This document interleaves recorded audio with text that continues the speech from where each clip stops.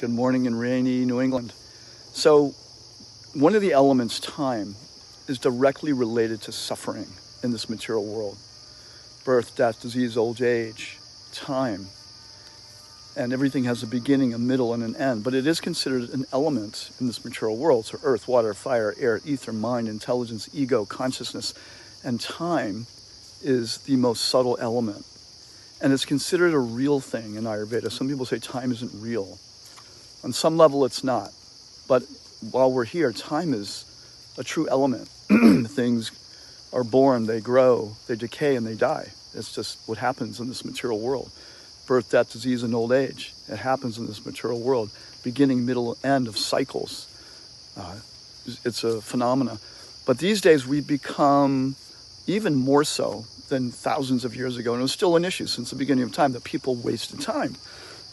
But we waste time now so much because we sometimes forget the reality that time is real and that the hours are ticking by. How many times have we been on our phones and, I'm just going to look here for a couple minutes and an hour's gone by. Some cases 2 hours, some cases 3 hours has gone by before you know that, wow, I've just been scrolling, watching videos. It's happening more and more and more. So people are wasting more time. And what are the ways from an Ayurvedic perspective of how we can use our time?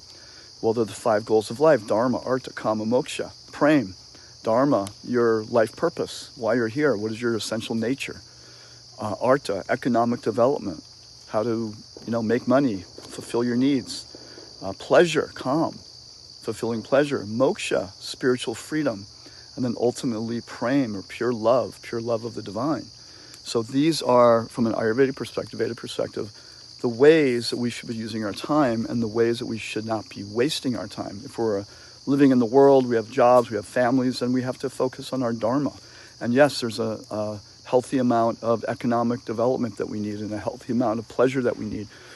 And from a Vedic perspective, we should never ignore the goal for spiritual freedom as well. This is a real thing, and many people in the West don't know about it, or they're not quite sure how to step into that realm, but it's a real thing because our lives are temporary. And there's a great, back in the days, many of you know the books of Carlos Castaneda and his teacher Don Juan used to suggest to him, his teaching was to use death as an advisor and say, always death is on your left shoulder.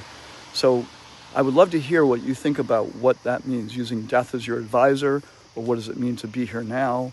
And also to how do we use our precious human form of life in a way that really supports our, not just our material life, but our spiritual evolution, which is hugely important from the Vedic perspective because that's who we are ultimately.